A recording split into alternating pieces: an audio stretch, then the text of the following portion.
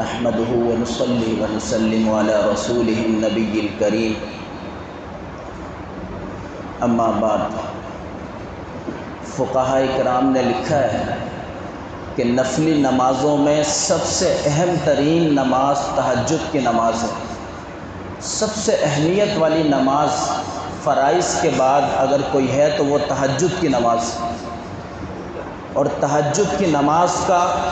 جو حضرات اہتمام کرتے ہیں، اللہ تعالیٰ نے قرآن کریم میں جگہ جگہ ان کا ذکر فرمایا ہے۔ ایک جگہ اللہ سبحانہ و تعالیٰ فرماتے ہیں وَكَانُوا قَلِيلًا مِّنَ اللَّيْلِ مَا يَهْجَعُونَ کہ ہمارے کچھ بندے ایسے ہیں جو رات کو بہت کم سوتے ہیں، اکثر رات ان کی جاگ کر کے عبادت میں اور تہجد میں گزرتی ہے۔ وَبِالْأَسْحَارِ هُمْ يَسْتَغْفِرُونَ ساری رات عبادت کرنے کے بعد، تہجد میں گزارنے کے بعد جب وہ فارغ ہوتے ہیں، صبح کا وقت ہوتا ہے تو وہ استغفار کرتے ہیں۔ آپ علیہ الصلاۃ والسلام کا عمل مبارک بھی یہی تھا کہ ساری رات قیام فرماتے تھے، یہاں تک کہ روایات میں آتا ہے کہ آپ علیہ الصلاۃ والسلام کے قدم مبارک سوج جاتے تھے۔ آپ تجربہ کر کے دیکھیں، کوئی شخص 1 گھنٹہ 2 گھنٹہ 3 گھنٹے قیام کرتا ہے، کھڑا رہتا ہے، کبھی بھی اس کے قدم نہیں سوجیں گے۔ جب مستقل 5 گھنٹے 5.5 4 گھنٹے کھڑے ہوں گے ہم، تب جا کے ہمارے قدم سوجیں گے۔ تو آپ علیہ الصلاۃ والسلام کی گویا ساری کی ساری رات قیام میں گزرتی تھی، قدم مبارک سوج جاتے تھے۔ جب آپ علیہ الصلاۃ والسلام قیام سے فارغ ہوتے تھے تو اس وقت ارشاد فرماتے تھے ما عبدناک حق عبادتک یا اللہ آپ کی عبادت کا حق ادا نہیں کر سکا، معاف کر دیجئے۔ ما عرفناک حق معرفتک آپ کی معرفت کا حق ادا نہیں کر سکا، معاف کر دیجئے۔ تو یہ آپ علیہ الصلاۃ والسلام کا عمل بھی ہے، اور آپ علیہ الصلاۃ والسلام کے متبعین اللہ تعالیٰ کے برگزیدہ بندوں کا عمل بھی ہے، جس کو قرآن کریم نے کہا وَكَانُوا قَلِيلًا مِّنَ اللَّيْلِ مَا يَهْجَعُونَ رات کو تھوڑا سا وقت آرام کرتے ہیں، وَبِالْأَسْحَارِ هُمْ يَسْتَغْفِرُونَ اور صبح استغفار کرتے ہیں۔ دوسری جگہ اللہ تعالیٰ فرماتے ہیں وَالَّذِينَ يَبِيتُونَ لِرَبِّهِمْ سُجَّدًا وَقِيَامًا رحمان کے کچھ بندے ایسے بھی ہیں جو ساری رات قیام اور سجدے میں گزار دیتے ہیں۔ تو تہجد کی بڑی فضیلت ہے۔ حضرت یعقوب علیہ السلام کی اولاد یعنی کہ حضرت یوسف علیہ السلام کے بھائی، جنہوں نے حضرت یوسف علیہ السلام کے خلاف طرح طرح کی سازشیں کی تھیں، یہاں تک کہ ان کو کنویں میں پھینک دیا تھا۔ واقعہ آپ سب حضرات کو معلوم ہے، سورہ یوسف میں تفصیل سے موجود ہے۔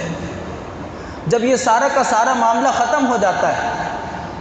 ان کے والد حضرت یعقوب علیہ السلام کے سامنے ساری حقیقت کھل جاتی ہے، حضرت یوسف علیہ السلام کے سامنے ساری حقیقت کھل جاتی ہے۔ اب یہ سارے بھائی جنہوں نے ظلم کیا حضرت یوسف علیہ السلام پر، یہ شرمندہ ہوتے ہیں،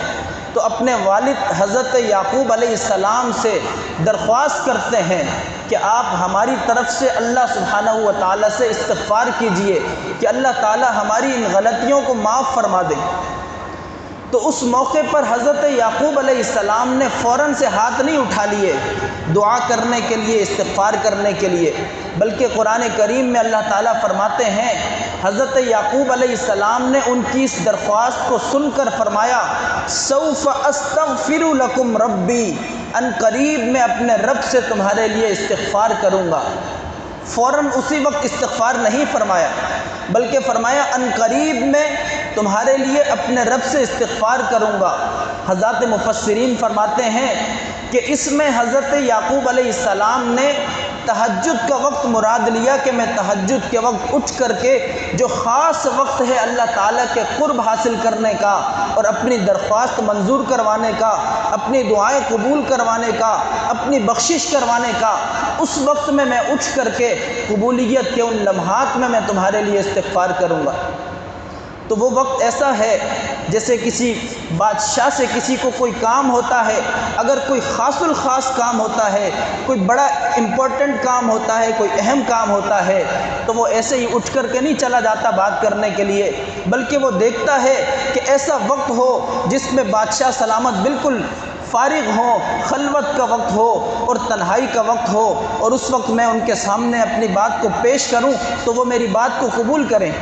اللہ سبحانہ و تعالیٰ کے سامنے ہم نے اپنے گناہوں کی بخشش کروانی ہے، اپنے معاملات کو حل کروانا ہے، تو اس کے لیے اگر ہمیں خاص الخاص وقت چاہیے جس میں ہم خاص قرب حاصل کرنا چاہتے ہیں تو یہ تہجد کا وقت ہے۔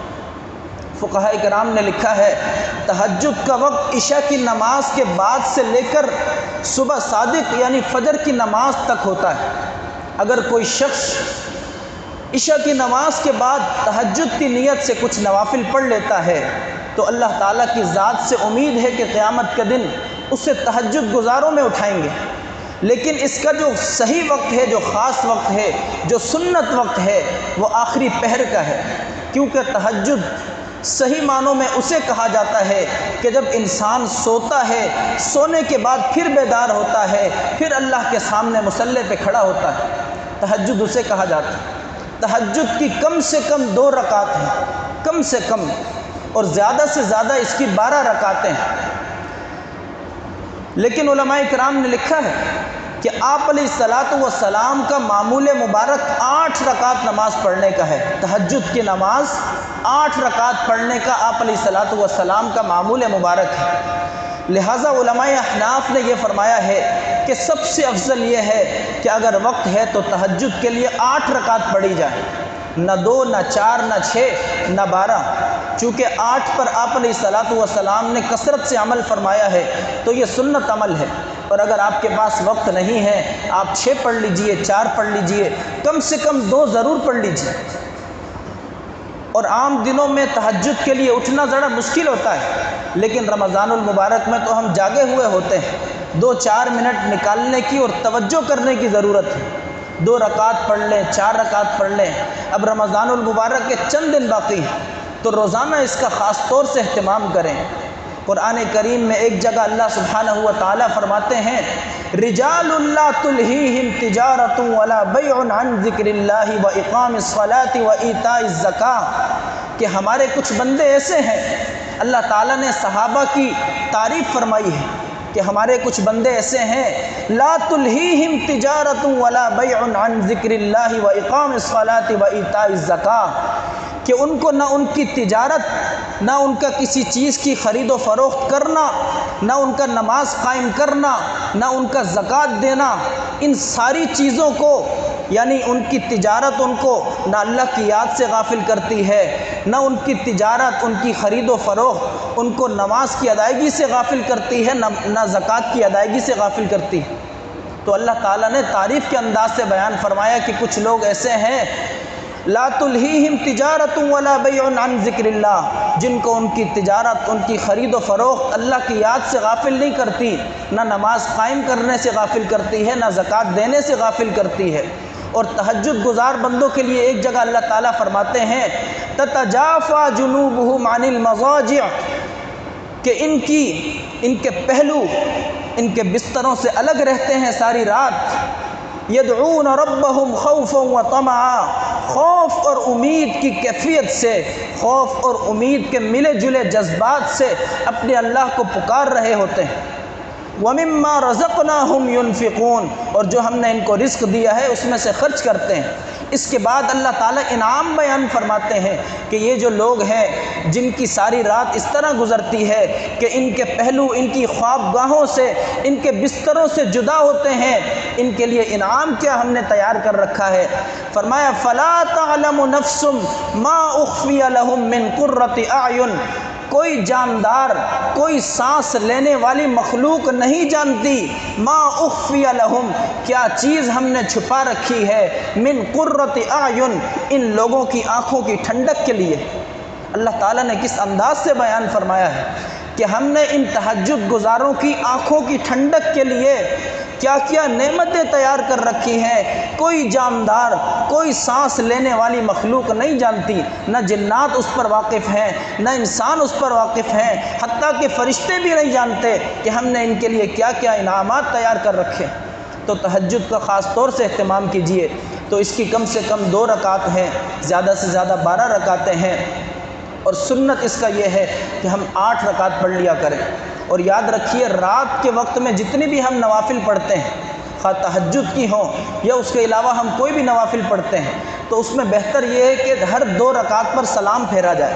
ہر 2 رکعت پر سلام پھیرا جائے۔ اور دن کے وقت میں اگر کوئی شخص نوافل پڑھتا ہے تو اس میں بہتر یہ ہے کہ ہر 4 رکعت پر 1 دفعہ سلام پھیرا جائے۔ اللہ سبحانہ و تعالی ہم سب کو سمجھنے اور عمل کرنے کی توفیق عطا فرمائے۔